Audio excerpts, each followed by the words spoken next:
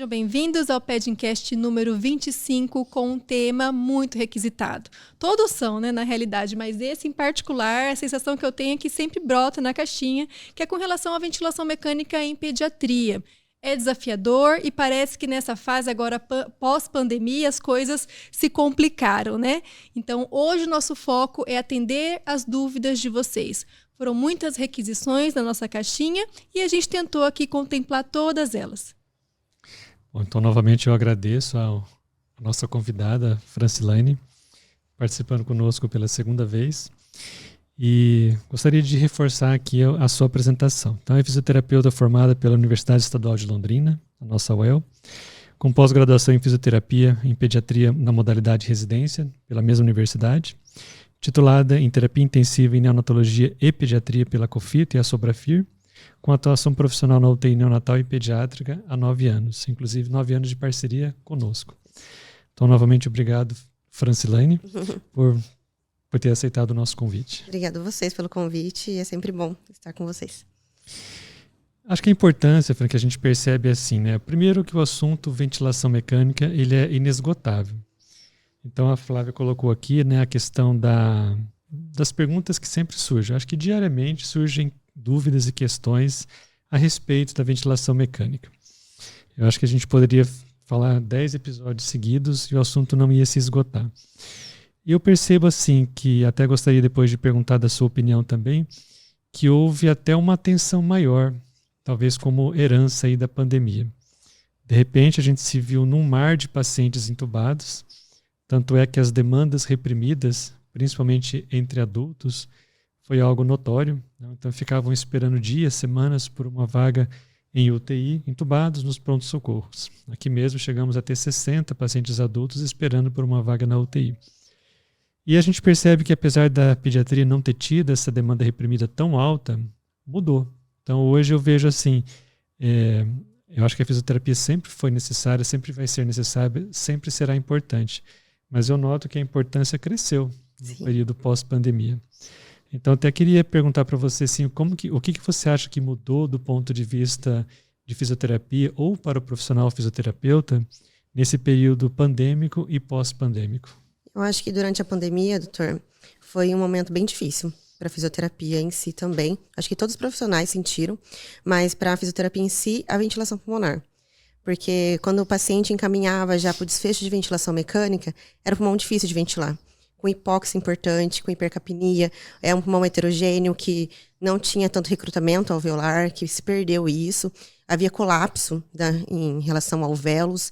Então, foi onde a gente teve que se aprimorar, acredito assim. Procurar estratégias ventilatórias para ajudar no recrutamento alveolar, ajudar na hipoxemia. Então, foi um momento que eu acho que a ventilação mecânica assim, deu um boom em relação a aprimoramento mesmo. A gente enxergar mais de perto a parte pulmonar, dar mais atenção, usar estratégias ventilatórias. Na pediatria mesmo, a gente tentava a pressão controlada do jeito que nós usamos. Não dava certa estratégia, a gente ia para volume controlado. Então, a gente tentava de várias maneiras tentar ventilar o paciente. E eu acho que foi onde que deu também o start para a maioria das posições pronas que nós usamos hoje. Então, acho que foi a parte da ventilação pulmonar que mais cresceu assim na pandemia. E a gente percebe assim que realmente até alguns conceitos que eram aprendizados nossos. Então, a gente sempre ouvia falar que a retenção de CO2 era um evento final de uma insuficiência respiratória. Então, seguia aquela linha, né? Normal, a hipóxia e a hipercapnia. E, de repente, a gente se viu no meio de situações que tudo se misturava. Sim. Então, a criança já internando com hipercapnia, com acidose importante, pHs menores do que 7, lesões pulmonares, assim, que se não era Covid, era igual a do Covid. Então, é o que você colocou mesmo, como se a gente tivesse que se reinventar. E não só aproveitando conhecimentos que sempre existiram, né, com relação às modalidades ventilatórias, mas realmente partir para estratégias específicas. Mais uma vez, utilizando aí a população de adultos internados em UTI como modelo e nos adaptando no nosso dia a dia para as necessidades da criança. Sim. Era um pulmão muito heterogêneo, né, doutor? Bem difícil de ventilar. Então, a gente dava recrutamento alveolar, mas sobrava pressão. Então, era um pulmão que a gente tinha que se adequar conforme ele. E eu acho que na ventilação mecânica, a gente tem que usar bastante uma parte individualizada. Porque tem um norte para a gente encaminhar para a ventilação mecânica, que é doenças restritivas, doenças obstrutivas, dependendo de qual forma a doença, a parte que acomete a parte de parênquima alveolar, a gente ventila de uma forma. Mas eu acho que a individualização é mais importante. Então, os parâmetros ventilatórios têm que ser mais individualizados para o paciente. Agora, a gente tem ventiladores com gráficos bem modernos, que dá para a gente ver o fluxo, para ver se está tendo assincronias, ciclagem precoce, ciclagem tardia, onde está sobrando ventilação, onde está tendo fome de fluxo. Então, acho que isso, a gente já conseguindo ajustar, a gente consegue ventilar melhor o pulmão. Então, acho que nessa parte da Covid, da pandemia, a gente abriu mais os olhos para isso. E além de ser uma ventilação que a gente teve que agredir um pouco mais, a gente teve que abusar um pouco mais, a gente também teve que ser protetora. Porque o pós estava aí já. Então, se tivesse sobrevivido esse paciente, a gente tinha que ver como que ia ficar a parte pulmonar. Então, a parte de tentar ver como que a gente ventilaria, mas sem agredir tanto o pulmão, com drive pressure, com platô. A gente tentou ajustar mais isso também. Então, acho que a gente voltou mais a olhar para o pulmão em si, não só para a ventilação. Uma coisa interessante, Fran, que você colocou é a questão da individualização, né? Sim. Como a gente ressalta isso no dia a dia, porque até você disse, a gente, pediatria historicamente, pressão controlada, né? E aí estratégias para volume controlado, crianças grandes, pneumopatias prévias, porque o que pegou a gente foi muito criança, às vezes obesas, com comorbidades importantes. Então, o quanto que a gente precisou ampliar o olhar para a individualização, além do livro, e isso o livro não ensina, né? A gente estava até comentando, né? É muita prática. É prática e testar, né? Como que você, até para quem nos ouve, uma dica para um profissional conseguir se aperfeiçoar nisso, porque uma coisa é você ir, né, mostrando o que a literatura traz, a adaptação para essas crianças complexas que vieram. Eu acho que é juntar a literatura com a prática. Mas a parte clínica, acho que é soberana. A gente tem que pegar a ventilação, pega o teu ventilador, pega manual, estuda o manual, vê parâmetros, o que você pode explorar dele, o que não pode explorar dele. Tem curva de fluxo para ver, tem as alças para você ver. Então, eu acho que isso individualiza o paciente e o profissional. Então, o profissional consegue ver curva de fluxo, consegue ver a pressão, ver esses parâmetros que ajudam na sincronia do paciente com o ventilador. Eu acho que ressalta o profissional e ajuda o paciente. E ficar do lado ali, né? Exatamente. Aquela coisa justa, fica do lado, ausculta. Na nossa prática mesmo, na UTI pediátrica, nós usamos pressão controlada. Na neonatal, volume garantido é a melhor forma estratégica para ventilar os neonatos. Nosso ventilador não faz volume garantido. Então, tem neonatos que chegam para a gente que a gente ventila a pressão controlada. Mas a gente toma cuidado com o volume corrente do paciente. O peso, ventilar de 4 a 6, conforme o volume corrente de neonatos. A gente fica controlando. É uma ventilação que a gente tenta sincronizar, é uma ventilação que a gente tenta ver, monitorizar de perto e realmente ficar do lado. Então, eu acho que você ficando do lado, avaliando volume corrente, avaliando parâmetros ventilatórios com sincronia, olhando curva, aprendendo, isso é prática. Conforme você vai olhando, você vai pegando. E isso coincidindo também com a ausculta pulmonar. Ausculta o paciente. Ele está desaturando, está com uma PEP baixa, está com a FI já otimizada, volume corrente está ok, frequência respiratória está ok para ele. Vou fazer o quê? Aumentar a PEP. Vou tentar dar um recrutamento alveolar, para estabilizar esse alvéolo, para haver mais troca. Ventilação, perfusão. Então, você aumenta a PEP, ausculta. Ausculta alterou? Provavelmente vai alterar. Então, é isso. É a clínica mesmo, é a prática. É você ficar ali, gastar um tempo a mais com a ventilação. Você vê a ventilação, auscultar o pulmão, ver a parte respiratória, a mecânica ventilatória. E otimizar a analgesia, a sedação, que faz toda a diferença, né? Faz bastante diferença. A estratégia adequada ali, né? Conseguir ventilar. Isso que entra na equipe multi. Então, às vezes, esses dias mesmo, teve um caso de um paciente que eu não consegui ventilar. Tentei todas as estratégias primeiro, tentei de tudo. Fui lá, conversei com a medicina. Eu acho que pode ser analgesia também, pode ser a sedação. Será que não? Foi tentado. E isso a gente vai... Porque cada paciente é único. Tem patologias que, às vezes, que ele entra com uma patologia, mas tem outra associada que a gente nem sabe. Vai descobrir na internação. Então, isso vai coincidindo, vai trabalhando em equipe. Eu acho que é mais ou menos nessa linha. Acho que foram conceitos bem importantes. Tanto é que a gente sempre traz essa temática, né, da questão da individualização e do multiprofissionalismo. Então, realmente, todas as opiniões nessas horas, elas se unem para um objetivo único. E até é importante você ressaltar essa questão sobre os recursos que os respiradores têm, né? Você comentou da pressão controlada em um e o volume garantido no outro. Bom se a gente tivesse como juntar tudo num dispositivo só. E, na verdade, é até possível, né? A questão é que, por exemplo, quando a gente faz as solicitações dos respiradores, dificilmente a gente tem essa preocupação, né, de pedir softwares a mais. Então, vem aquele aparelho basicão. O Servo não é um aparelho basicão. A gente sabe que basta colocar um software a mais que ele vai te dar muito. O Nava, pelo menos, doutor. Exatamente. Tem o Nava, né? para colocar no Servo, acho que seria uma ótima. É até importante que você traz isso como lembrança, porque em futuras solicitações, porque uma hora ou outra esses aparelhos vão se tornar obsoletos, né?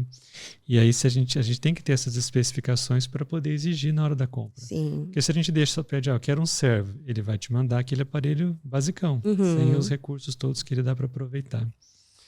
E nesse meio tempo, eu percebo assim que, embora, pelo menos em 2019, 2020, o mundo só falava Covid, o nosso vilão nunca mudou, né? Então, o nosso vilão continuou sendo o vírus sincicial respiratório. E o que a gente nota bastante é a mudança nas características da bronquiolite. Tanto é que vira e mexe as pessoas perguntam ou até comentam das dificuldades que é ventilar hoje um bebê com bronquiolite, a dificuldade para sedar, para promover uma analgesia adequada, se usa bloqueador ou não. Então percebe-se que realmente houve uma mudança nas características da bronquiolite. Deixou de ser aquela doença, ela é autolimitada ainda, mas aquele autolimitado que antes durava 3, 4 dias, agora dura uma semana ou mais. E a gravidade que a lesão atinge também mudou de modo significativo. Eu acho que com a pandemia, voltando mais uma vez, foi um marco, assim. As crianças ficaram muito restritas. Nós saímos, nós trabalhávamos, nós éramos expostos. Os adultos internavam um monte. O UTI pediatra chegou a ficar sem paciente na época, né, doutor? Sim. Internava um ou outro com outras condições não pulmonares. Na época de inverno, que interna mais crianças respiratórias, não internava, Parecia, né? porque as crianças não estavam circulando. Então, acho que não sei se foi isso, mas eu acho que colaborou para que o vírus ele se adaptasse, eles ficassem mais fortes. E normalmente as bronquiolites que estão chegando para a gente, está chegando com infecção também, né, doutor? Eu acho que isso que atrapalha muito na ventilação. Além do vírus estar mais aperfeiçoado, de estar comprometendo mais a parte pulmonar, mais agressivo, eu acho que a co-infecção, quando chega na ventilação, já chega com uma co-infecção mais importante. Então, às vezes é uma bronquiolite com uma pneumonia. Então, tem que ventilar uma bronquiolite, mas tem uma área de pneumonia. Então, a gente tem que moderar, tem que ponderar a ventilação, como que a gente vai ventilar, como ventilar, e a parte clínica cai muito nisso. Então, a bronquiolite normalmente está sendo um desafio bastante importante. E em relação à sedação, a gente está tentando várias estratégias, né? Porque quando muda o cenário, a gente tem que tentar. A gente tem que tentar ventilar de um jeito, ventilar de outro, não dando certo, tem que conversar com a medicina, conversar sobre sedação. E, normalmente, as últimas crianças que a gente está tentando ventilar e colocando bloqueador neuromuscular, a gente está perdendo muito na ventilação. A ventilação cai muito, a gente perde a musculatura, o diafragma fica totalmente flácido, a gente tem que aumentar pressões, a gente tem que sair um pouco dessa rede protetora pulmonar e a gente acaba ultrapassando um pouco até pressões para conseguir um volume corrente adequado, para conseguir uma ventilação pulmonar eficaz. Então, às vezes, o bloqueador neuromuscular está sendo um vilão na bronquiolite em si. Sim, que tem crianças que precisam de bloqueador, às vezes a gente não está conseguindo ventilar, mas eu acho que o bloqueador neuromuscular tem que ser o último passo. A gente esgotou todas as opções. A gente tentou ventilar sim, tentou ventilar de outra forma, tentou essa estratégia, tentou o prono, tentou tudo. Mas não deu certo. Vamos tentar o bloqueador? E eu acho que não é uma coisa que, vou colocar o bloqueador, não tira mais. Vamos esperar dias. Coloca o bloqueador, tenta ventilar. Não deu certo a ventilação? Vamos tentar desmamar, vamos tentar tirar, vamos tentar outra estratégia, aumentar a sedação. Então, acho que a gente tem que ir conversando, analisando, conversando e vendo qual a melhor forma de ventilação. E assim, esse assunto é bem interessante. Eu acho que as pessoas que nos ouvem devem pensar assim, mas que estranho, né? Uma hora eles estão defendendo o bloqueador, falam que tem que fazer bloqueador para todo mundo, de repente faz e contra o bloqueador. É que são situações distintas mesmo. Então, claro que a gente sempre vai ter que usar o bloqueador na hora de entubar a criança, né? A gente tem insistido muito nisso. Sim. Mas a gente passou mesmo por diferentes fases, né? Então, logo após a pandemia, quando começaram a chegar essas crianças com doença pulmonar grave pelo essencial respiratório, as bronquiolites graves, até por necessidade de estratégias que a gente ainda vai comentar, começou a ficar muito comum, né, o bloquear a criança, né, por um período de 24, 48, 72 horas. E o que aconteceu? De repente, parece que ele passou a ser visto como se fosse um sedativo. A criança está brigando, está interferindo, não dá para fazer um bloqueador neuromuscular. E é complicado isso, né? E você colocou algumas ponderações que são bem importantes, né? Porque parece que a gente perde a criança. Sim. Ela vem lá com parâmetros controlados, aí a gente bloqueia porque ela está em muita sincronia e de repente tem que aumentar tudo. Aumenta pressões, aumenta a frequência, aumenta a FO2. Então, literalmente, a gente perde por essa questão das paralisias que a criança vai experimentar. Eu acho que o bloqueador neuromuscular, às vezes, fica confortável para nós. A criança está agitada, está com sedação otimizada, não está interferindo bastante na ventilação. Vamos bloquear. Bloqueia. Aí a criança sossegou. A criança não dá mais trabalho, a criança não mexe, mas e a ventilação? A gente perde volume corrente, a gente perde oxigenação, a gente tem que trabalhar nisso e tem que aumentar parâmetros, causa lesão pulmonar. A musculatura, né, Fran? A musculatura depois né? também. Então, eu acho que é uma coisa que às vezes fica confortável pra gente, mas pra criança não. E depois a gente vai acabando vendo os prejuízos após, que a gente não conseguiu ventilar. Na experiência mesmo, na prática, esses tempos atrás mesmo, teve uma criança que a gente estava com parâmetros moderados, daí à noite chegou a entrar com um bloqueador neuromuscular, porque não conseguia sedar a criança, não conseguia manter a criança na ventilação. Bloqueou, de manhã estava com parâmetros altíssimos. Tipo, fazendo quase uma lesão pulmonar mesmo. Tirou o bloqueador muscular, conseguiu metabolizar, paramos de extubação. Extubamos no outro dia. Então, dá muita diferença. Acho que tem que ponderar quando a gente vai entrar com o bloqueador, quando não. Não é errado entrar com o bloqueador. Eu acho que tem casos e casos, realmente. Eu acho que essa conversa multi ajuda bastante. Vamos tentar entrar bloqueador? Todo mundo, ok, entrou com o bloqueador. E a ventilação, como ficou? Piorou muito, então não é estratégia boa. Eu acho que tem que ter uma conversa em relação a isso. Não simplesmente colocar bloqueador porque é mais confortável pra gente. Fran, acho que vale a pena a gente pontuar o que seriam aqueles parâmetros, vamos dizer, fisiológicos, né? Que não seriam protetores para aquele pulmão, e a partir de que momento o profissional tem que ficar atento com parâmetros que já estão ficando fora do esperado, né? Delta, pressão de pico, enfim, para a gente pontuar bem para quem está ouvindo, olha, ficar atento que aqui já está saindo do fisiológico, né? Na prática, pressão de pico, às vezes eu não me preocupo tanto mais. Antigamente, antes da pandemia, me preocupava muito com pressão de pico. Mas depois estudando, tentando me reinventar, se adaptar, é platô. Pressão platô. A gente dá uma pausa no tempo inspiratório, na pressão inspiratória, vê quanto chegou, é o platô. Certo. Platô abaixo de 28 é protetora. Certo. Então, ok. Às vezes eu estou dando delta, no nosso ventilador no servo, nós usamos o delta somado com a PEP e da pressão inspiratória total. A pressão inspiratória está 34, mas você vai lá e faz o platô, dá 26. Está protetora ainda, então não é de desesperar. Crianças com doença restritiva, às vezes 28 a 32 de platô, tá ok. Bronquiolite, às vezes, platô de 30, tá ok. Então, varia em torno de 28 a 32 o platô. Então, o platô acho que é um parâmetro mais fidedigno para a gente conseguir proteção ou não proteção do paciente. A PEP é protetora, então não me preocupo tanto. Vou me preocupar com PEP em crianças lactentes menores ou neonatos, que não tem muita ventilação colateral, que às vezes o padrão já pulmonar de raio-x já é hipersuflado. Então, a gente tem que tomar cuidado com a PEP em relação a isso. Proteção, fazer barotrauma com PEP é difícil. A gente vai fazer hiperdistensão. Vai aprisionar ar, daí isso vai dificultar na ventilação. Mas barotrauma eu não fico mais tranquila.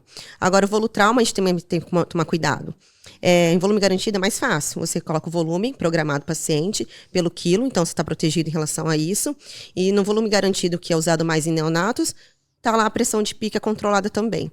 Mas quando é volume controlado só, que não controla a pressão, e você coloca volume corrente, você não vê o pico de pressão que está fazendo. Então, você pode fazer um barotrauma. Você tem que tomar cuidado com isso também. No nosso caso, que a gente usamos pressão controlada, eu tento controlar a pressão de platô, para tentar deixar mais protegido o pulmão.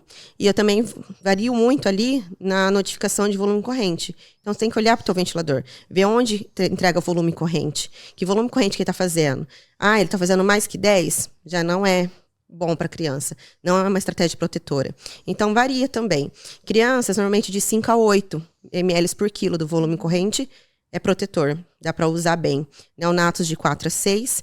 E agora, nas displasias broncopulmonares, dá para subir um pouquinho esse volume corrente, de 7 a 9, porque é um pulmão muito heterogêneo, com fibroses, com travas. Então, você precisa de um volume corrente maior para percorrer o pulmão inteiro. Então, a gente tem que tomar cuidado com relação a isso também. E a FiO2 também, que todo mundo acha que FiO2 é tranquila, mas a gente tem que controlar muito em relação a isso. Saturação de 100% na ventilação não é boa. Nenhum lugar, né? Nenhum lugar. FiO2 a gente tem que controlar em relação à saturação mesmo. De 91% a 94%, de 90% a 93%, e nas bronquiolites dá para usar até 88%. Então, varia muito com o volume corrente, a pressão de pico, e também tem o drive pressure, né? Que a gente tem que ver que é a diferença entre a PEP total e a pressão de platô.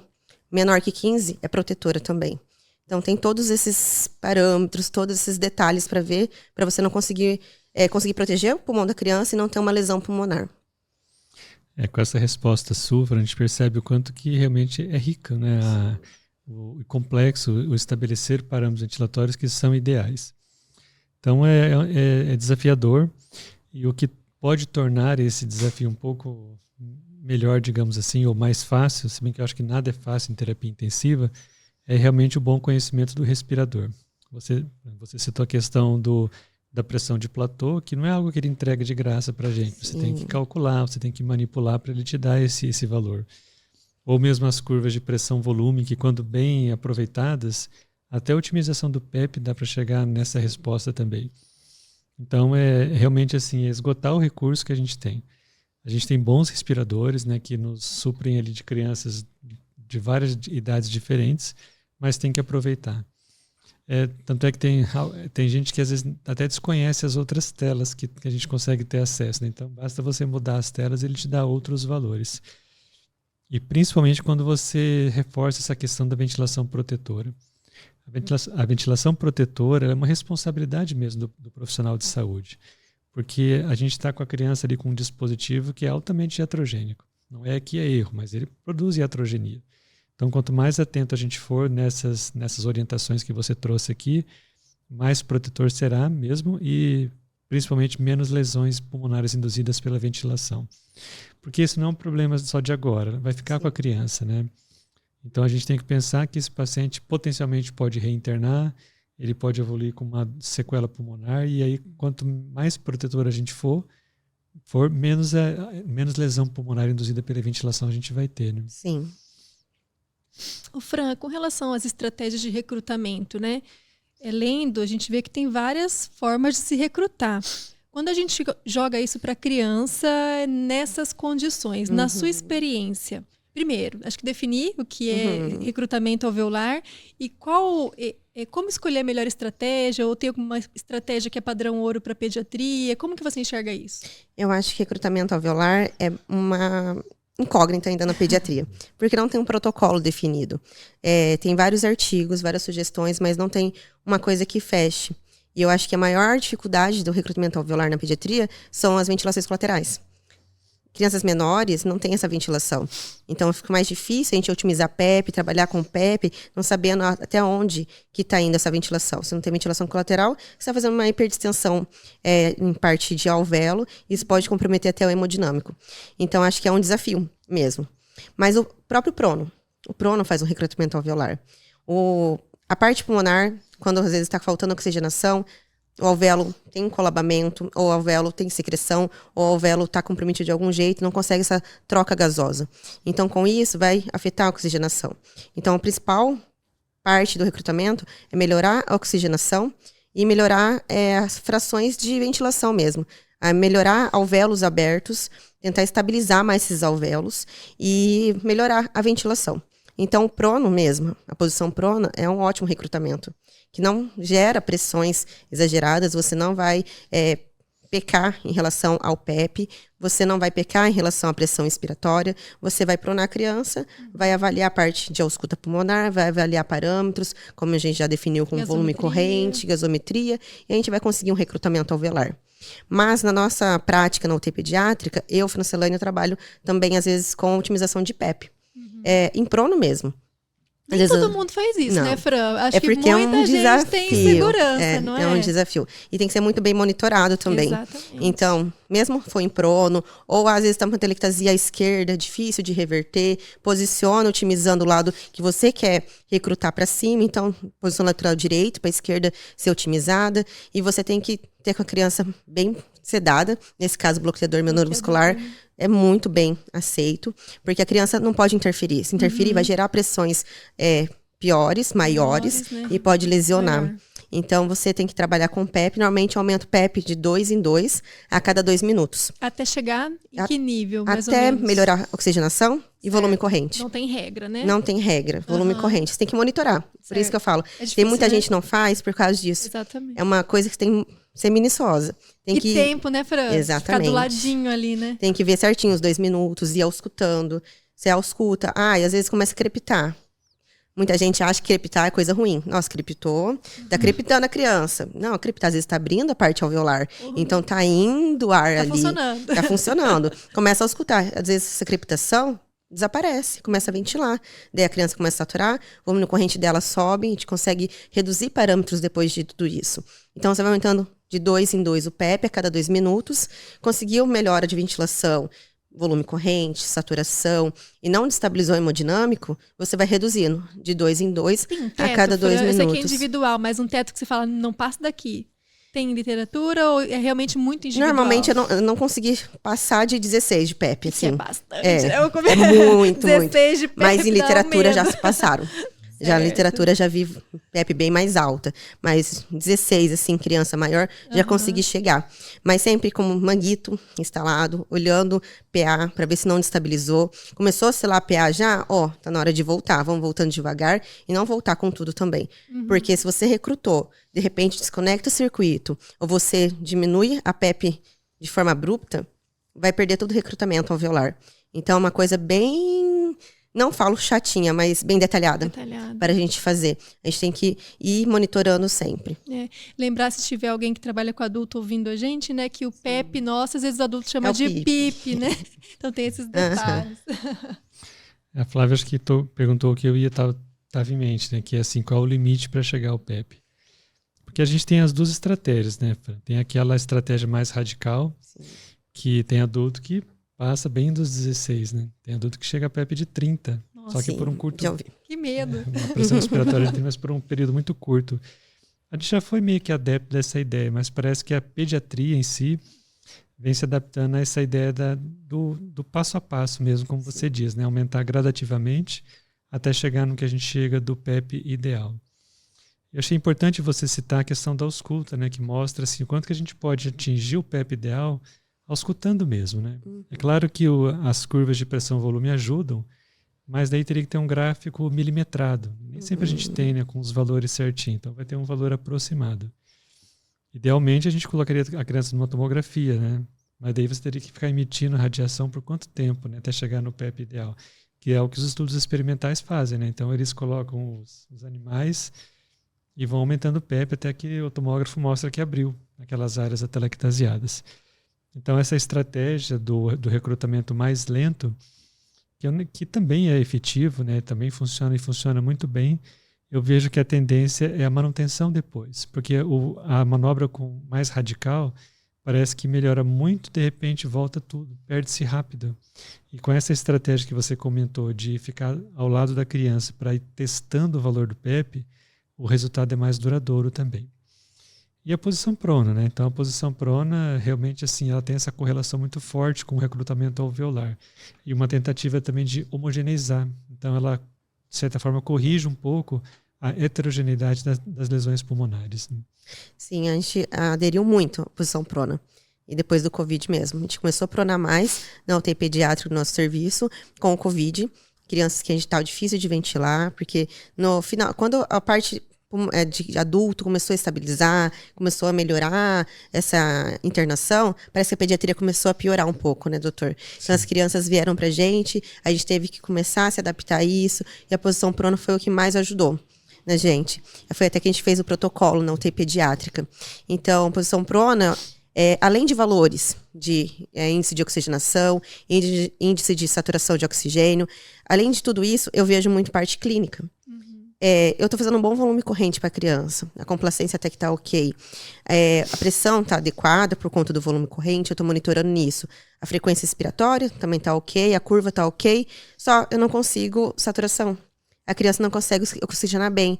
Mesmo otimizando o PEP, mesmo a FiO2 de 60%, 70%, eu não consigo recrutar essa parte pulmonar. Será que não é a hora de pronar? Quando a gente tem oportunidade, né, doutor, a gente conversa e elas vão para tomografia. A gente vê, tem muita área telectasiada na parte posterior.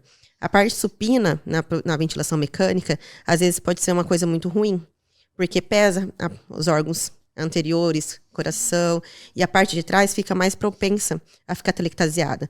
Então, o prono ajuda bastante nesse recrutamento, para diminuir esses colabamentos de alvéolo e melhorar a shunt pulmonar, melhorar a distribuição da perfusão pulmonar, e isso melhorar a ventilação mecânica também, e a telectasia, reverter essa telectasia e conseguir melhor a oxigenação das crianças. E lembrando, né, que não é aquele prono, vou pronar, tipo, igual a gente faz com o bebezinho, hora do soninho, né? Dá aquela pronada. Tem toda uma preparação. Isso, tem toda uma preparação para prevenção de lesão por pressão, a questão, até se a criança é grande, as conexões, a sincronia com a equipe, né, para pronar, enfim. E o tempo, né, fica em torno de 8 horas, mais ou menos. A gente deixa de 8 horas. Já teve crianças que extrapolou um pouco mais, mas normalmente a gente deixa 8 horas.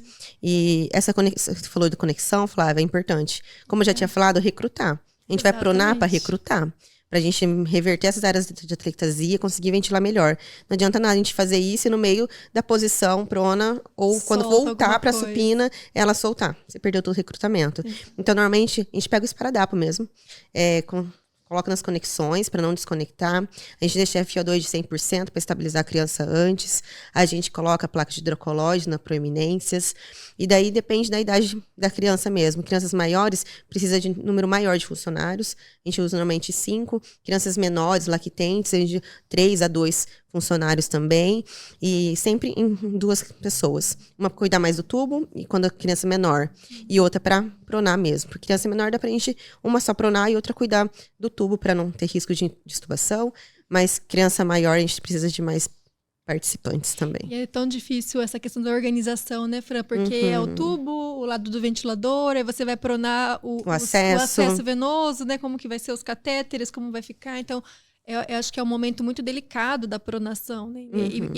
Tanto que no nosso protocolo a gente tem, né, o checklist pré, que realmente se recomenda fazer aquilo justamente para ver se as etapas estão sendo cumpridas antes de fazer a pronação, não ter risco de perda de alguma coisa, né? E um valor que a gente toma também para ver se surge o efeito, além da mecânica ventilatória, além da ventilação, é a gasometria, né, doutor? Nós estamos tentando fazer na UTI coleta de gasometria antes e após o prono. 4 horas após, a gente vê para ver a relação PO2 e FiO2, se melhorou. Porque às vezes nem o prono não está sendo suficiente. Às vezes não é o prono que ele precisa, é outra estratégia ventilatória. Então a gente tenta tomar norte nesses parâmetros mesmo. Realmente a gente acho que está aprendendo ainda, né? Ainda não chegamos num protocolo que é definitivo ou num planejamento que seja definitivo. A Flávia até comentou, a gente sempre, na verdade, se a gente for pensar, a gente sempre colocou em posição prona, mas é aquilo exatamente, vamos deixar em prona por um tempo, né? Mas essa questão de deixar 8 horas, que não é nem perto do que os adultos fazem, que às vezes ficam 16 horas na posição prona. A gente começou mesmo, eu até lembro quando, foi em março de 2021, quando nós tivemos a segunda criança com Covid internada. Então, o Covid chegou para nós um pouco mais tardiamente. A primeira criança internou exatamente na passagem de ano, de 2020 para 2021, infelizmente foi um caso de óbito. A segunda criança internou 2 meses depois, em março, com sobrevida. E a partir desse momento é que realmente começou, então, a elaboração de uma estratégia para a posição prona. Então, tem todos esses cuidados, né, de evitar a desconexão, de evitar a extubação acidental e até aquela aquela sistemática que às vezes tem serviço que faz até um boneco, né? Então ele coloca lá que o respirador vai ficar do lado oposto ao catéter. Então as bombas de infusão ficam do lado do catéter e o respirador fica do outro lado. De repente a gente tem um paciente que está em posição prona e inverte tudo, porque o catéter que está de um lado passou para o outro, né? Então realmente assim, é uma questão de organização bem significativa. Talvez seja um dos exemplos que mais estimule a integração multiprofissional, Sim, porque tem que com estar todo mundo ali, né? Teve que unir todo mundo. A gente precisa, né? Nessas horas, cada um cuida do Do seu seu. cantinho ali, e no fim a sincronia ela fica maravilhosa. Exatamente. E esse ponto que você citou, né, e a gente vê muito na prática. Então, por mais de uma vez, a gente planejou a posição prona, fazendo esse controle de gasometria, a gente já desconfiava que não estava certo, porque a criança não melhorava, não reduzia parâmetros. Aí fazia gasometria, teve caso de chegar a vir pior. Sim. Então a relação PO2 veio pior em posição prona do que na posição supina. Então realmente assim, até para mostrar, olha, não é uma coisa engessada, não deu certo, então volta para a supina e vamos pensar de novo, né? Eu sou super adepta aos protocolos, doutor, mas eu acho que tudo que é engessado é ruim. Sim. Porque, como mais uma vez batendo a tecla da individualidade, cada criança é criança, cada pulmão é um pulmão, mesmo com patologias iguais, você não sabe o que esse pulmão sofreu antes, se esse pulmão já é broncoespasmo, se esse pulmão já teve várias internações, se essa criança já sofreu alguma lesão pulmonar antes. Então, a individualidade eu acho que é o principal.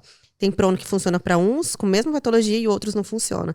Então, acho que a individualidade pesa bastante nessas situações. E é realmente uma posição de desconforto para o paciente, né? E aí voltando até na questão do bloqueador, realmente assim, é uma das situações que a gente tem ainda, de certa forma, cedido a indicação do bloqueador neuromuscular. Mas até isso a gente tem tentado mudar. Porque A gente não antes está sendo ficava, tão agressivo, né, doutor? A gente está fazendo mais intermitente. Faz a tentativa, faz às vezes uma dose só para colocar em posição prona, a criança relaxa e consegue concluir as 8 horas. Às vezes tem que fazer uma segunda dose no meio da posição. E outros ficam com o bloqueador durante aquelas 8 horas, já suspendendo imediatamente após. Então, como que realmente é um aprendizado constante. A gente nunca vai atingir o teto do conhecimento, né? Então, essas dificuldades todas, né, a Covid, a nova bronquiolite, digamos assim, elas vêm surgir exatamente para nos confrontar, né, e nos colocar a necessidade de aprimoramento. Até a divisão, né? Outra coisa que a gente aprende. Tem doença restritiva e tem doença obstrutiva. Aí, de repente, vem uma bronquiolite que tem uma mistura das duas. Exatamente. Então, você fica sem saber para Como onde vou correr, ventilar? né? E sabe o que é interessante? Às vezes o pessoal pede, mas fornece pra gente o protocolo, tal. O que existe, onde vocês consultaram. A gente não vai encontrar um negócio que vai falar, olha, sigam esse protocolo de posição prona, né, Fran? É aquela coisa, você pega uma experiência com adulto aqui, aí você pega uma outra experiência aqui, né? E a gente monta um protocolo e testa ele. Até em relação a valores, né? Exato. O índice de oxigenação, de saturação, tem vários variáveis na literatura. Então, acho que é mais seguir o que se adapta à tua prática clínica mesmo, ao que você vai vendo, a gente tem que discutir. Então, a gente tem que formar protocolos na unidade. Aqui interna quais crianças? Onde que fica melhor? Então, a gente vai adaptando em relação a isso. E o protocolo é muito dinâmico, né? Porque, Também. assim, a gente faz ele, mas daqui a pouco já surge um artigo que vai dar uma ideia. Você vai testar a ideia, você já muda o protocolo, Sim. né? Mas daquele jeito, né? Então, é difícil. Uma vez perguntaram pra gente onde a gente se atualiza, qual base, né? Porque muita gente usa sites que já trazem revisões, né? Sim. Que acabam atualizando, enfim, o profissional.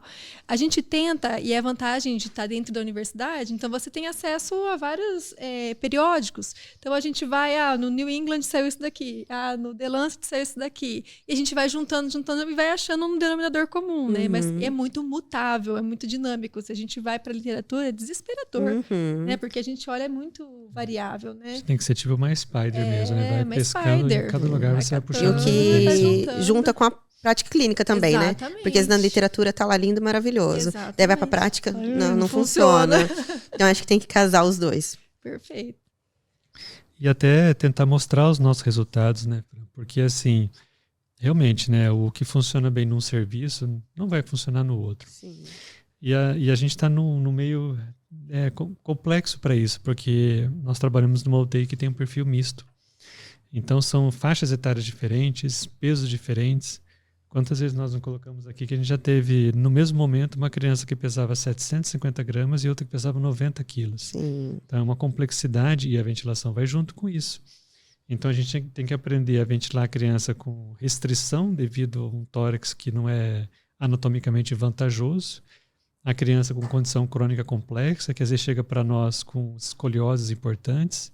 E recém-nascidos. O recém-nascido realmente ele exige cuidados diferenciados, porque anatomicamente e fisiologicamente ainda tem muito que caminhar para chegar numa condição pulmonar adequada. É um pulmão muito imaturo, né, doutor? E dependendo de como Sim. você ventilar, você pode lesionar, você pode causar futuros problemas para essa criança.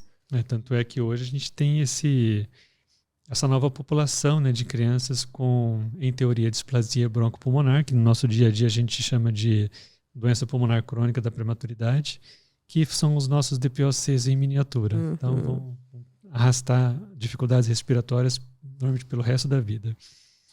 E recentemente, principalmente no ano passado e nesse ano, 2022, 2023, a gente tem aí um novo vilão que surgiu, né? Que é o pneumo resistente. O pneumo com outros subtipos, né? Que diferenciados por serem cobertos por um tipo de vacina e não por outro. E junto com ele as pneumonias com necrose pulmonar extensa, com empiemas, fístulas broncopleurais. E eu acredito que isso também seja um novo desafio que apareceu para a fisioterapia também, né? Como ventilar essas crianças com lesões pulmonares tão graves, né? Eu acho que a ventilação protetora cai muito bem nessas crianças. Porque uma criança que tem necrose pulmonar já, dependendo da pressão que você jogar nessa criança, dependendo de como você ventilar essa criança, vai causar fístula. Causando fístula na ventilação não é uma coisa boa. Você vai trabalhar com PEP baixo, porque tudo que você otimizar de PEP, de pressão, vai ter escape. E daí você entra num ciclo que você não consegue nem ventilar a pulmão mais sadio e nem a parte que está necrosada com fístula. Então, acho que a gente tem que casar muito com a ventilação protetora. Primeiro, saber onde essa fístula está. A fístula não. Essa pneumonia complicada, essa necrose primeiro. Tentar delimitar. Tá no pulmão esquerdo? Vamos tentar não ventilar tanto o pulmão esquerdo. Vamos tentar otimizar mais decluteral esquerdo. Tentar comprimir essa parte. Tentar ventilar mais a parte sadia. E proteger essa parte sadia. Trabalhar com volume corrente mais baixo, eu acho. Pra gente tentar, conforme gasometria, conforme saturação, mas tentar com valores menores. Volume corrente de 5 para criança já tá ótimo. Então, vamos tentar ventilar com volume corrente mais baixo, para a gente proteger esse pulmão mesmo, para não causar uma fístula, para não causar problemas maiores. Então, a gente tem que trabalhar com isso. É um desafio muito grande, porque 2 pulmões tem que ventilar. Às vezes, o pulmão que tem uma pneumonia complicada, uma necrose, o lado esquerdo, e às vezes o lado direito está sadio. Então, onde que a gente vai ventilar? Só que não dá para pôr um ventilador em cada lado, né? Ainda. Porque no adulto, acho que já teve isso, né, doutor? No adulto já conseguiram ventilar. É o nosso sonho de consumo. Furcado. Usa um combivente e coloca um ventilador de cada lado.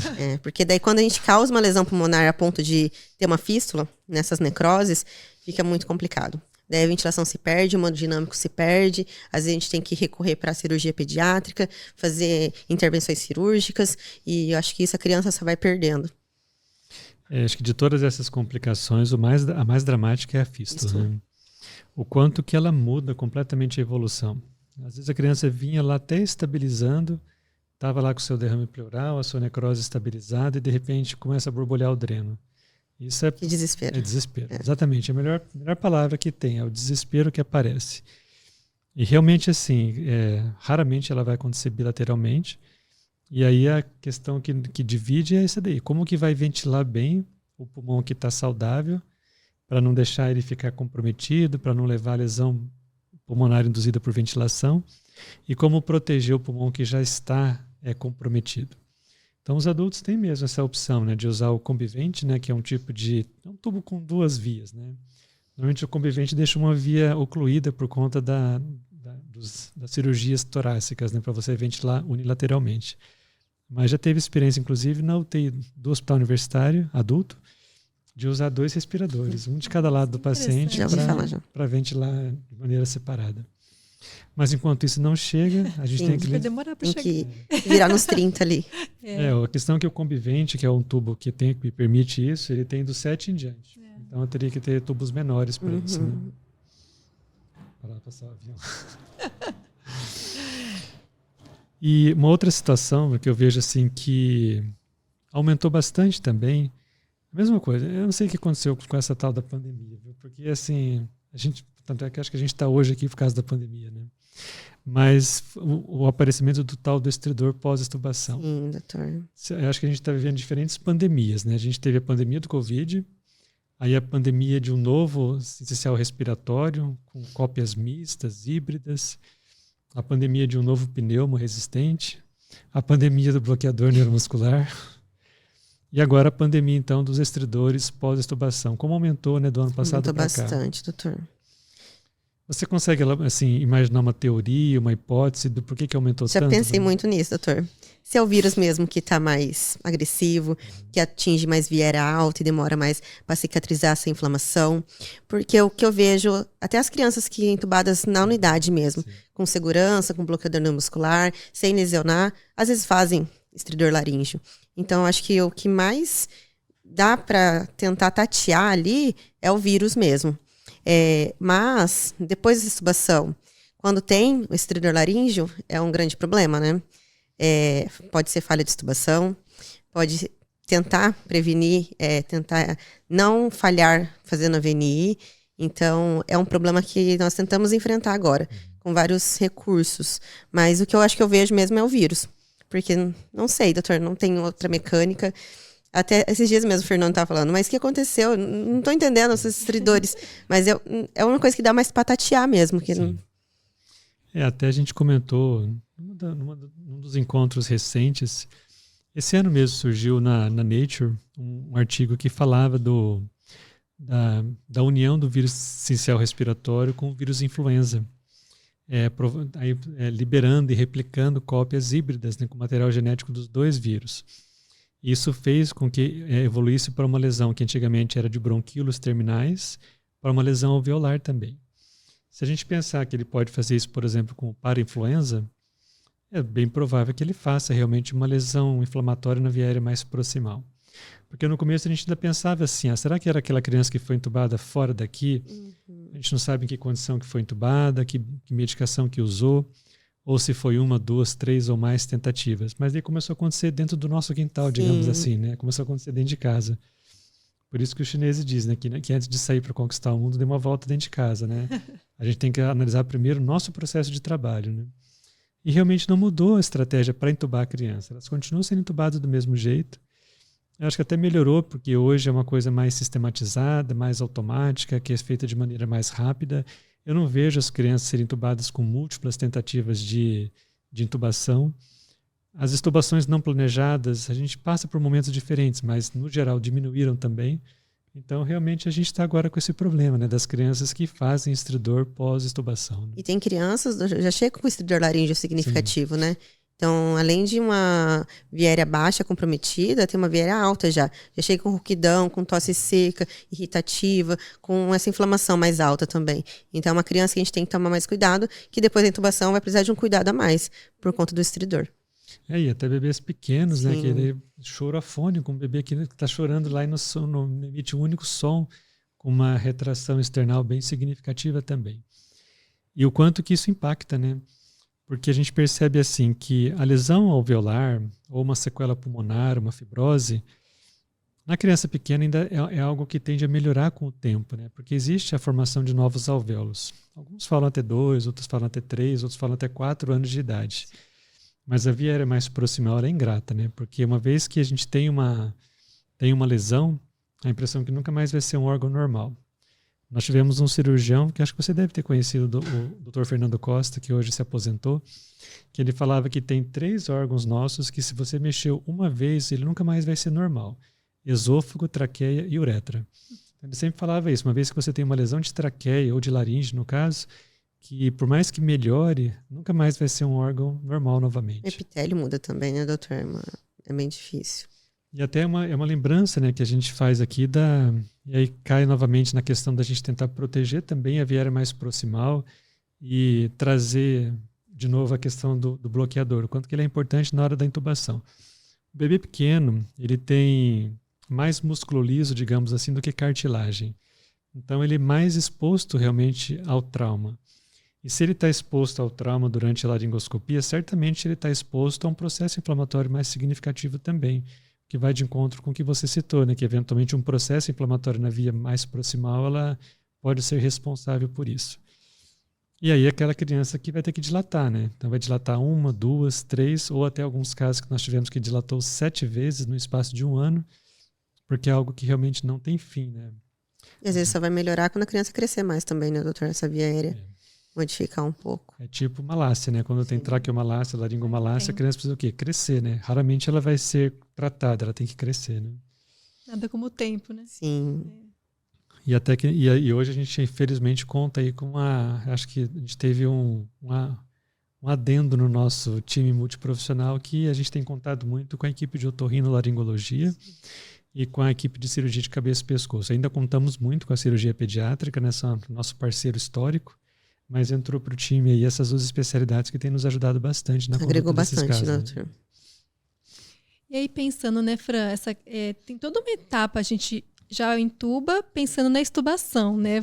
Tirar o quanto antes aquele dispositivo. O professor Werther que fala isso, né? Quando é que você pensa em extubar? Na hora que você está entubando. Tá entubando. E a gente tem toda aquela sistemática do preparo para saber se é o momento de retirar da ventilação. Não é simplesmente, vou tirar e tiro o tubo e vamos lá ver o que acontece. Já foi assim, mas né, a gente conseguiu sistematizar isso, né? Eu acho legal a gente comentar como a gente sistematizou isso. E justamente assim, para prevenir falhas de extubação. E uma das coisas que vem na nossa caixinha era exatamente essa pergunta, né? A questão da falha. Quando a gente considera falha, se falha, qual é o problema? Né? Se tem como a gente identificar um problema ou vários problemas ao mesmo tempo, enfim. Quais estratégias que a gente lança assim, para evitar essas falhas e que a gente saiba o momento que essa criança ela está pronta para ser extubada. O doutor sabe, né? Eu amo estubar. Às vezes eu chego... Normalmente dá certo, né? Às vezes eu chego, parâmetros estão altos, vou ajustando mecânico ventilatório, rise time, tempo inspiratório, pressão. Vou ajustando tudo e vai reduzindo. Eu acho que dá para estubar. Não, mas a criança está com parâmetros altos até hoje de manhã, mas eu acho que dá para estubar. Você foi preparando a criança. Não é assim, tipo, do nada. Eu acho que mecânica ventilatória, a gente tem que ver muito em relação a isso. Todos os passos que eu falei de parâmetros ventilatórios, de volume corrente, a gente tem que analisar muito na hora da extubação. Ela tem condições, tem drive respiratório. Eu acho que o drive é o principal. Aí a criança tem autonomia para respirar. Tá com sedação, mas está conseguindo drive a ponto de fazer um volume corrente bom. E isso você vai conseguindo reduzir parâmetros ventilatórios. No nosso caso, na pressão controlada, a gente vai vendo em relação a isso. A gente conseguiu reduzir delta P. E o volume corrente está mantendo ok. A criança está entrando em todos os ciclos. E tá mantendo o volume corrente ok. FO2 conseguiu reduzir. A ausculta pulmonar melhorou. A gente conseguiu reduzir PEP. Então, a ventilação mecânica tá ok para extubação. E normalmente a gente conta muito com a medicina. Doutor, eu acho que dá para extubar. Daí a criança tem mais de 24 horas entubada, normalmente a medicina entra com corticoide. No nosso serviço a gente usa bastante dexametasona para crianças maiores, né? Lactentes. Crianças. E daí, 6 horas de dexametasona, a gente está liberado a extubar. É um índice bom.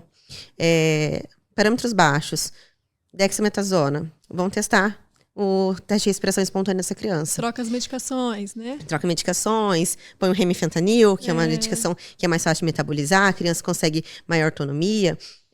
Vamos testar a respiração espontânea da criança. Normalmente eu uso PSV. Na NEL, eles usam bastante volume garantido. No volume garantido, não se precisa colocar em PSV.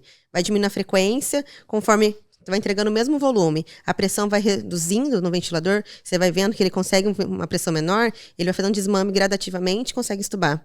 Mas como a gente usa a pressão mais controlada, então em PSV, que a gente tenta controlar lá. Já usei, e tem artigos bastante agora, que está começando a abranger CPAP para neonatos. Então, na UTI já consegui usar. Porque às vezes PSV, criança pequenininha, neonata, ela tem que vencer toda a resistência do tubo, que é pequeno, da resistência do circuito, para desencadear um drive respiratório. Então, às vezes, é muito difícil para ela. E CPAP fica uma pressão única ali, na via aérea. E ela só tem que respirar naquela pressão única. Então, fica mais fácil, ela não precisa desencadear um drive. Ela entra naquele fluxo, consegue, mas é espaço mais curto. Então, um CPAP de 6, de 5, com FO2 de 25%. Ok, em 5 minutos, ok, a criança tá boa para extubar. Ou se a criança não consegue ainda nesse CPAP, eu diminuo bastante a frequência respiratória. Não precisa colocar exatamente em PSV, crianças menores. parâmetros baixos, normalmente um delta de 8, de 7, com a PEP de 6, de 5, e FiO2 baixo de 25, 30, e a FiO2 também não é limitante, porque às vezes é outra coisa que está acontecendo para a FiO2 ficar um pouco mais alta. Mas normalmente esses parâmetros e a frequência mais baixa, neonatos, passou. Ficou uns 15 minutos, tá pronto. Crianças maiores eu coloco em PSV mesmo. Então tira a frequência respiratória, deixa o delta P e a PEP. Normalmente 7, 8 de delta P, PEP de 6 a 5 e FiO2. A criança ficou mais de meia hora em PSV, ok, ela tá boa para estubar. Então a gente realiza a estubação. Normalmente sempre a gente faz crianças maiores lactentes, até neonatos eu costumo fazer, inalação com adrenalina, abaixo de 1 ano, 3 ampolas, acima de 1 ano, 5 ampolas. Ficou bem, ok, sucesso na estubação. Mas tem casos que falha. Mas se você fez todos esses passos, tudo certinho, e não é pulmonar, a ventilação pulmonar estava ok, e tinha condições pulmonares para estubar. Então falhou no quê? Tem 2 problemas bem importantes que eu tô vendo que está acontecendo ultimamente. Ou é estridor laríngeo, desconforto alto. Então o ar tem muita resistência para entrar. Consegue até ventilar, saturar. A criança satura bem, mas está com um padrão respiratório horrível. Então desconforto alto. Daí a gente tem outras estratégias, a VNI, primeira mão, para a gente tentar abrir mais essa via aérea. Outra coisa também é a abstinência. A abstinência está pesando bastante na UTI. Normalmente a criança fica mais taquipneica, daí começa com uma agitação psicomotora, daí a frequência respiratória altera o padrão respiratório, e daí as pessoas ficam desesperadas. Você está fazendo um padrão horrível, tenta acomodar essa criança, tenta aconchegar. O doutor bate bastante na tecla dos pais na UTI. Tenta deixar no colo da mãe, tenta acalmar, e vai melhorando. E paciência, né, Fran? Sim, porque vai tremer paciência. mesmo, vai chorar mesmo, vai ficar desconfortável, desde que aquele desconforto seja controlado, né? É difícil gerenciar, mas não é impossível, né? Não. Essa questão. Então, esses 2 parâmetros a gente está vendo bastante no dia a dia. E uma primeira mão para tentar não falhar a estubação, para tentar controlar essa falha e ter sucesso, é a VNI mesmo. Então, a VNI, antigamente, a gente usava a VNI, tipo, todos os pacientes, né, doutor? Teve uma época que a gente tentou um protocolo assim, estubava, a criança ia para a VNI. Mas, mais uma vez, a individualização. Tem crianças que, às vezes, não estavam suportando ficar entubada com a sedação. Daí você vai tacar uma pressão positiva na via aérea da criança que não precisa. Às vezes a criança está pronta, está redondinha. Mecânica ventilatória está pronta para estubar. Para que você vai colocar uma VNI depois por causa de protocolo? Só para profilaxia. Às vezes não precisa de profilaxia. Então, acho que a gente tem que tomar cuidado em relação a isso. Então, normalmente, na minha prática, estubo a criança, faço inalação com adrenalina. Ficou ok? Sucesso. Começou com desconforto. Vamos avaliar do que é desconforto. É abstinência. Vamos tentar por VNI. A VNI piorou o desconforto respiratório, então não é uma linha para ser seguida. Vamos tentar voltar atrás, tratar com oxigenoterapia, tentar apoio da medicina, com os análogos, com medicação, com a mãe, com tudo, todo um aparato para tentar controlar essa falha de estubação. Como que é complexo, né? E como é cíclico, né, o conhecimento. Quando você fala de fazer o CPAP, né, para testar a respiração espontânea, eu até lembro o dia que você trouxe até essa novidade, que você tinha acabado de ver, né, um artigo que falava sobre isso. Há muito tempo atrás isso era comum de fazer, aí de repente virou um pecado, né, você colocar o paciente para fazer CPAP traqueal. Mas é diferente, né, porque daí na verdade a gente está falando do que se chama de um teste de prontidão para estubação, né. É aquela reta final mesmo para falar assim, olha, vai dar certo. E é até importante você trazer isso para a gente fugir um pouco dos modismos, né? Eu gosto muito de pressão de suporte, né? Sempre gostei, aprendi a lidar com a pressão de suporte usando o Inter 5, né? Então aí a gente aprendeu a... gente. A gente aprendeu a dirigir um Fusca e de repente a gente tem uma Mercedes agora, né? Mas assim, é importante dizer que ela não serve para todos os bebês, né? Então, o recém-nascido, principalmente o recém-nascido prematuro, ele tem dificuldade, os nossos circuitos são muito grandes, né? E não há sistemática de compensação desse espaço morto, né? Tem respiradores que conseguem compensar parcialmente o espaço morto. Então, é uma nova modalidade. E realmente, assim, né? É frustrante quando a gente estuba a criança e ela tem um estridor laríngeo após a estubação. Ela está acordada, às vezes ela está conversando, ela está respirando bem, tem um drive respiratório adequado, mas está cansada. E aí a gente tenta realmente de tudo para evitar uma nova intubação. E o problema da abstinência realmente tem sido frequente. Eu acho que aí eu até destaco muito aí a atuação do médico mesmo, né? Talvez com o tempo se perdeu um pouco na questão da sedação. A gente está passando por um processo de revisão desses conceitos, né? Tentando não sedar tanto a criança. Claro, não vai deixar a criança sofrer, não vai deixar a criança numa sincronia o suficiente para prejudicar a ventilação. E nesse tempo todo, né, e até revendo a literatura mais recente, parece que a gente está encontrando um vilão da história que é o benzodiazepínico, né? O midazolam é um problema. É uma solução, mas é um problema. Eu acho que a gente historicamente abusou muito do uso do midazolam nas unidades. Não é errado usar, a gente não está dizendo aqui que é errado prescrever. Casos e casos, né, doutor? Exatamente. Até porque muitos hospitais é essa opção ou essa, né? Às vezes não tem muito para onde correr. Então, e aí realmente, né, a abstinência no período pós-extubação, ela é dramática, né? Porque a criança hiperventila, então parece que ela está taquipneica. A criança tem tremores, parece que ela está tendo uma bacteremia. Às vezes ela tem uns abalos e aí parece que ela está convulsionando, né? Então Tem medica para convulsão, daí acabou tudo, a parte ventilatória. Exatamente, né? Então é realmente, eu acho que a gente tem como melhorar nisso sim, né? Padronizando e tornando mais coerente a nossa sedação. Com o tempo, abandonar talvez o uso do midazolam contínuo nas unidades, quando possível, né? Nesse meio tempo, um vilão que a gente não gostava antes está voltando para o cenário, que é a acetamina, né? Então, é muito dinâmico, né? Então, assim, acho que isso é tão interessante porque mostra a necessidade que nós, profissionais da saúde, a gente não pode se fechar para as mudanças, né? Porque os conceitos, eles são tão cíclicos, o que era bom antes tornou ruim, agora é bom de novo. O que era bom ficou ruim, agora é torno. Então, assim, sempre são novos atores. Aprendizados. Exatamente. É muito contínuo, importante a gente né? Estar aberto para as mudanças, né? Saber o que a gente ensina hoje ou aprende hoje, amanhã já pode ser outra coisa. Né? Eu até estava vendo aqui, né, acho que só para complementar esse assunto sobre a falha de extubação, acho que foi alguém que perguntou, né, quando a falha acontece com menos de 24 horas, né? É muito arbitrário, né, esse conceito da falha de extubação. A gente tem literatura que fala que a intubação após 24 horas, outras falam em 48, que é a maior parte, que é o que a gente adota no nosso dia a dia. Mas tem, por exemplo, autores que consideram até 7 dias após, né? Mas é uma pergunta interessante, porque assim, a maior parte das falhas de extubação acontece nas primeiras 24 horas, né?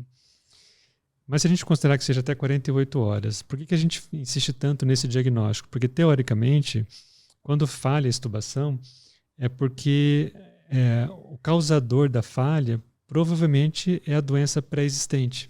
Então é aquela pneumonia que não melhorou ainda, ou aquela criança que tinha um comprometimento neurológico e ainda não está devidamente acordada, digamos assim. E quando passa 24, 48 horas e falha, aí a gente tem que pensar em novas causas, né? E aí entraria talvez a questão do estridor, da abstinência, né, como um novo evento que é o responsável por essa nova intubação. Só que como os estridores têm sido cada vez mais precoces, até isso a gente não consegue mais separar, né?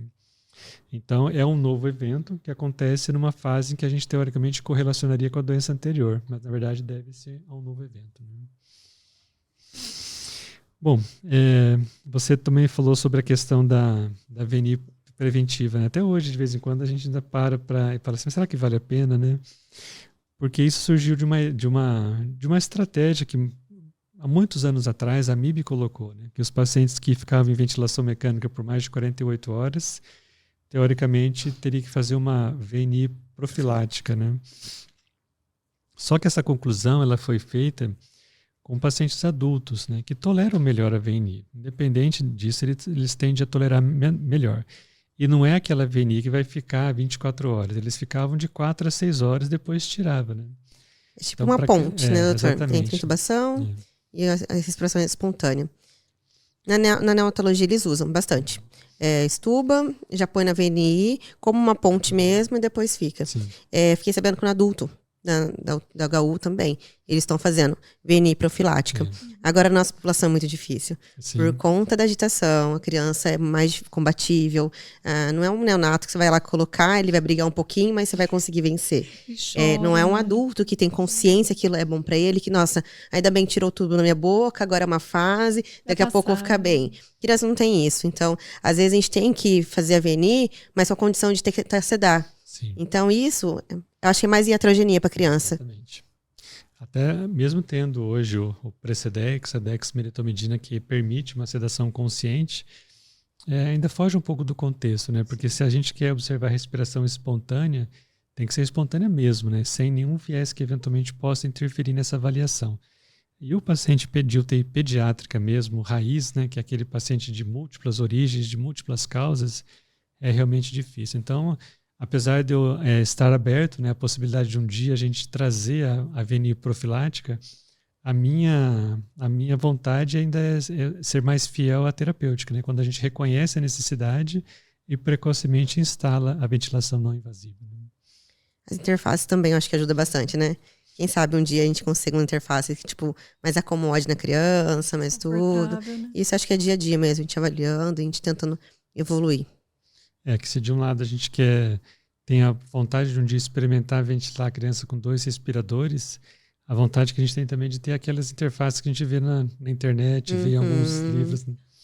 Que realmente causa muito, muito mais conforto para a criança, né? E existem maneiras da gente tentar minimizar um pouco essas lesões de narina, de septo nasal em crianças que, infelizmente, têm que usar a pronga nasal? Na pronga nasal eu gosto bastante do velcro. A gente tentou aderir um pouco ali, mas é difícil, às vezes, todo mundo, porque é uma coisa mais trabalhosa. O hidrocoloide, eu uso bastante também, hidrocoloide, mas às vezes o hidrocoloide mascara um pouco. A gente coloca o hidrocoloide lá, coloca a pronga e ok, vai indo, vem, daqui a pouco tem uma lesão mesmo com o hidrocoloide, a gente não vai vendo, então fica um pouco mais difícil. O Epitesan é uma forma bem bacana, a gente manter hidratado aquela região, então a gente sempre conversa com a medicina, prescreve, e a gente vai fazendo a massagem ali. Massagem de septo de 2 em 2, pelo menos ali, sim. né? Mas o velcro, eu acho que é uma ideia bem importante.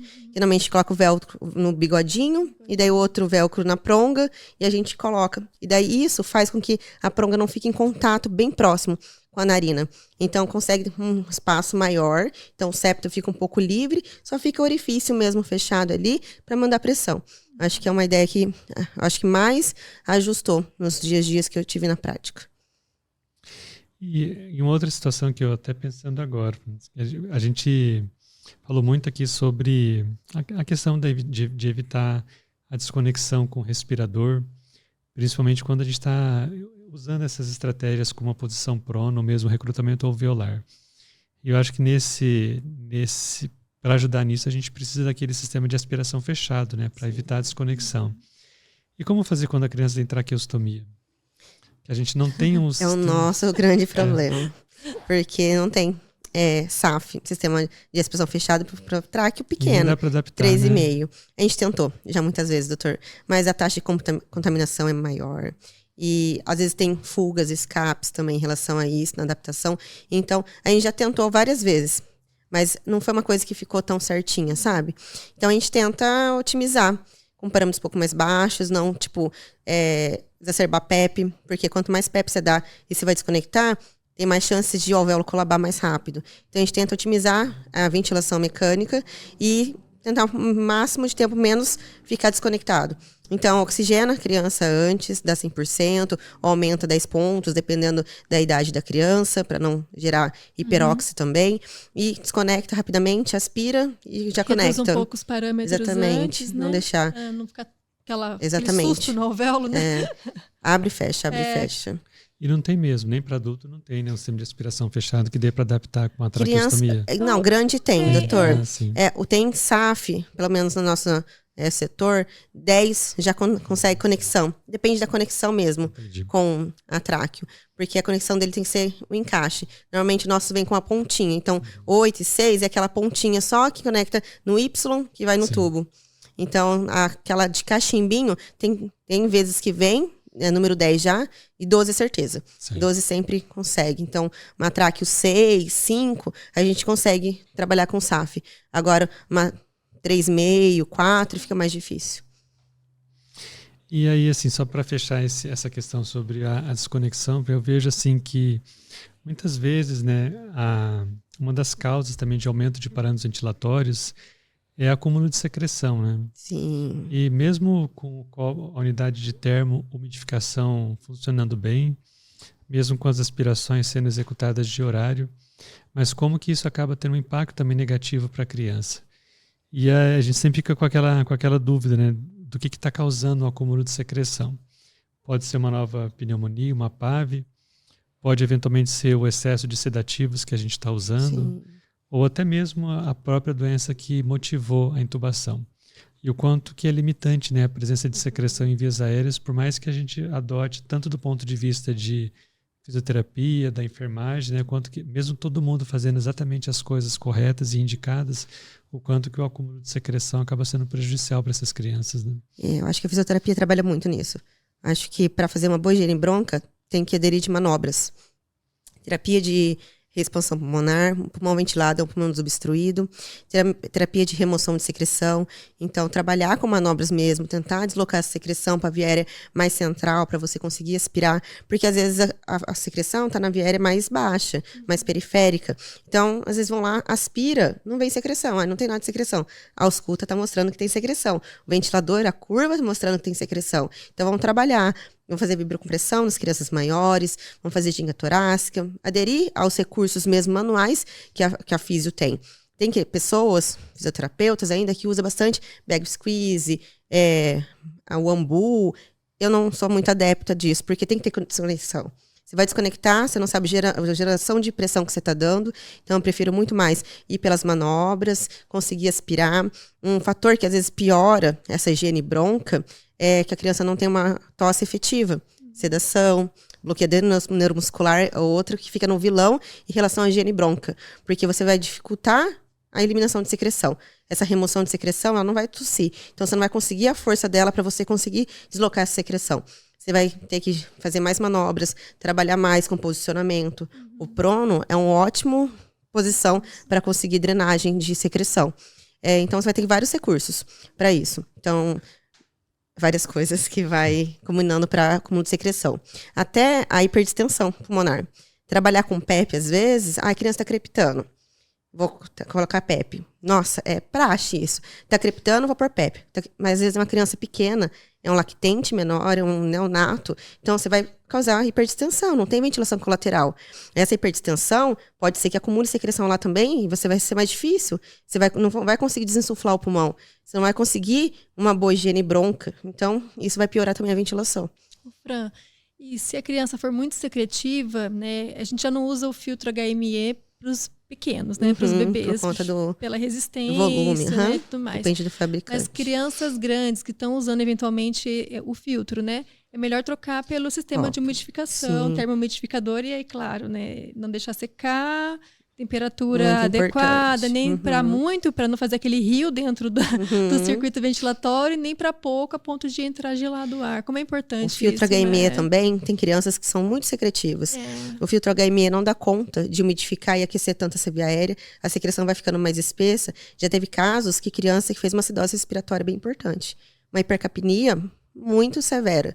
Você foi lá, trocou a termoumidificação, colocou o copo para umidificar, aquecer melhor ali, a criança melhorou na hora. Tipo, 2 horas depois, fez outro gaso, melhorou a gasometria. A gasometria dela é normal. Então, a gente conseguiu fazer a higiene bronca. Então, a secreção pode piorar até na ventilação em relação à gasometria. E, Fran, crianças muito secretivas, né, com relação ao sistema de aspiração fechado. Na sua experiência, você acha que dá conta o sistema fechado de aspiração ou há situações que eu preciso realmente lançar mão do sistema aberto? O problema do SAF é quando tem bastante rolha. Eu acho que isso... Eu tento o mínimo possível ir para o aberto, por conta de desconexão. Então, tem estratégia para você fazer. Uma estratégia que está vindo bastante na literatura agora, é você usar o próprio ventilador para desencadear essa secreção. Então, você vai aspirar com SAF, você pode dar uma pausa expiratória lá e você conseguir desencadear mais secreção. É como se fosse dar um huffing, tipo... Interessante. Uma expiração forçada. Você consegue, no ventilador, ajudar a eliminar essa secreção. Então, eu tento o mínimo possível ir para aberto. Mas tem casos que tem secreção. Às vezes tem secreção que está quase obstruindo a cânula. Você vai colocando a SAF, você vai empurrando aquela rolha e não vai melhorando. Então, nesses casos, de último caso, às vezes tem que usar até bag squeeze, ambu, tudo para fazer a manobra para tentar deslocar essa secreção. E agora um tema que eu acho que é polêmico, né? Jogar soro fisiológico, jamais. É porque, muito difícil. Né, quando eu comecei, eu aprendi isso. Jogava soro, ventilava, né, ainda para entrar bem, só que aquilo é um caus, né? Você praticamente Pode causar muitos problemas. Muitos problemas, Broncoespasmo é um deles. Exatamente. Soro na via aérea, às vezes você perde a criança. Prevenção de PAV, começa né? com broncoespasmo, daí você aqui recrutar a parte pulmonar, você tem que reverter e trabalhar com uma criança em ventilação mecânica com broncoespasmo é muito difícil. Então, um dos causas maléficas, assim, do soro na via aérea ali, você jogando, é o broncoespasmo. Então, é bem difícil. A PAV pode piorar também, porque você vai desencadear tudo, você vai jogar tudo lá pra dentro. E você não... E é aquela a falsa sensação, né? Você não recupera aquilo que você jogou, entrou dentro da via aérea da criança, dá aquela sensação de afogamento na criança, né? E não é aquilo que vai fluidificar. Por isso que a gente fala tanto da questão da termomidificação, a aspiração, né, periódica. Isso, um outro ponto, não é aspirar de horário, né, Fran? É outra questão, é individualização. Crianças que precisam mais, crianças que precisam menos, né? Curva, para ver se a curva do ventilador tem secreção, ausculta pulmonar, oscilação de saturação, tudo isso entra na avaliação para saber se precisa aspirar ou não. Outro fator também que às vezes a gente não tem usado tanto, assim, até por conta das conexões, mas a gente já usou bastante e é um recurso bom. Você usou a termomodificação com o copo ali, a água aquecendo, mesmo assim tá dando conta, a gente pode partir para inalação. Nós usamos bastante inalação hipertônica, né, doutor? Que ajuda a fluidificar bastante a secreção. Então, é outro recurso que dá para ser utilizado, sim. Antes de ficar pensando em jogar soro, em trabalhar com ambu. Eu acho que tem recursos para ser usado antes. Você citou aqui diversas dificuldades e resoluções para uma criança que está muito secretiva. Então, a ausência de tosse atrapalha, o fato de uma criança estar bloqueada atrapalha, e às vezes você ter que fazer mudanças de decúbito para melhorar a drenagem brônquica, ou até as manobras com compressões torácicas. Pensando assim, existe algum cenário mais difícil do que a criança que está no pós-operatório de correção de atresia de esôfago? É um Você não pode fazer nada disso. É um desafio. Você não pode fazer nada disso. É de trabalhar com ventilação. É só ventilação, porque o ambu a gente tem que tomar muito cuidado. Aí, na atresias, no pós-operatório, a gente adere um pouco mais ao ambu. Mas, tendo segurança que a ventilação mecânica está bem protetora e está baixa os parâmetros. Então, ventilação mecânica está baixa. A gente não pode manobrar. Qualquer posicionamento a fazer, a gente pode perder essa cirurgia. Então, a gente pode usar um pouquinho do bag squeeze. Nesse caso, e por isso que eu falo casos e casos. Nesse caso, às vezes, quando a criança está muito secreção. Já chegou com a criança, já telectasiar, né, doutor, por conta de secreção no pós-operatório. Então, bag squeeze, manobras com ambu, é uma boa pedida nessa. Mas tem que ter muito cuidado em relação à pressão que você está jogando. Não é porque você fez ali que qualquer hora pode ir lá e fazer e aspirar. Então, tem que ter uma prática mesmo, olhar a expansibilidade, olhar a complacência, olhar a saturação. Então, é uma coisa bem minuciosa. É um desafio, né? Acho que para todo mundo, né? Aquela situação bastante desafiadora. Bom, Fran, eu acho que assim, foi uma série de perguntas que eu sempre digo assim, que é talvez o começo de futuras conversas. É a sua segunda participação, mas acho que com certeza não é a última, porque os assuntos que envolvem a ventilação mecânica, ou assistência ventilatória, digamos assim, né? A gente foca sempre muito na ventilação invasiva, né? Mas eu acho que talvez a gente tenha momentos até de falar um pouco mais sobre ventilação não invasiva, porque é um outro universo, né? Quase como uma outra modalidade mesmo em si. E as doenças respiratórias vão continuar por aí, né? E cada vez mais agressivas. Sim. E os sobreviventes vão ser aquelas crianças que terão fibroses pulmonares, bronquiolites obliterantes. Então, certamente, são assuntos que não são esgotáveis. Então, só reforça ainda o meu agradecimento, o nosso agradecimento por esse momento, por esse novo momento importante aqui para nós, para quem assiste, e até para futuras parcerias aí nessa área de ensino. Sim, imagina, eu que agradeço o convite, sempre estarei de portas abertas para futuras, para trocas, porque eu acho que tudo isso é troca, doutor. Sim. Não é só eu vir aqui falar minha experiência, a gente trocar informações, a gente fazer tudo isso para o paciente mesmo. Para tudo isso o paciente melhorar, não só para o nosso ego, porque eu estou me aperfeiçoando nisso, porque eu sou boa nisso. Imagina, eu estou fazendo ali para o paciente melhorar. Eu quero me aperfeiçoar mais, eu quero trabalhar mais, ter mais troca para melhorar o paciente em si só.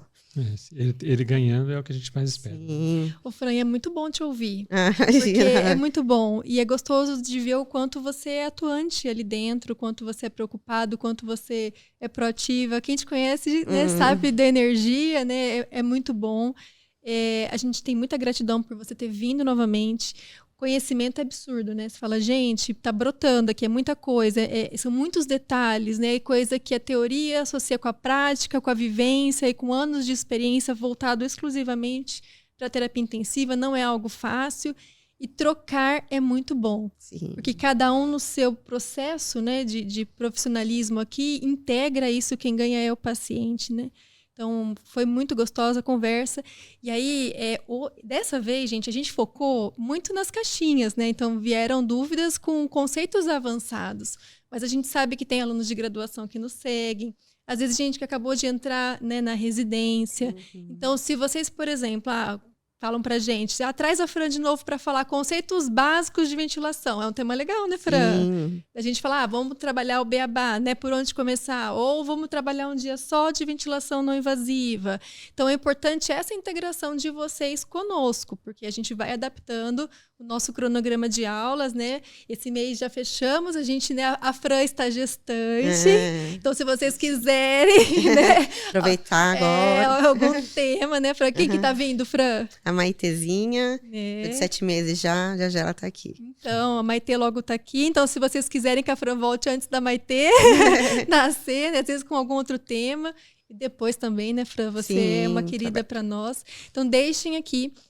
Sigam a gente no YouTube. Pode colocar, porque vocês estão vendo que a gente observa lá. Então, sigam a gente no YouTube. Sigam a gente no Spotify, avalia o nosso aplicativo lá, né, nossos episódios, porque isso é importante para nós, é o que dá fôlego da gente continuar, é o que dá fôlego de falar, não, o pessoal realmente está assistindo, está gostando, está dando feedback, está aprendendo, estamos aprendendo com as dúvidas, né?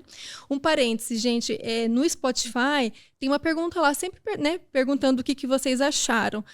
A gente não consegue responder por lá, mas a gente faz o print, às vezes se surge uma pergunta ou outra, a gente coloca no Store, então fica de olho no Instagram que a gente está sempre interagindo, tá? Fran, muito obrigada. Obrigada a vocês. De coração. Obrigado. Obrigada a vocês.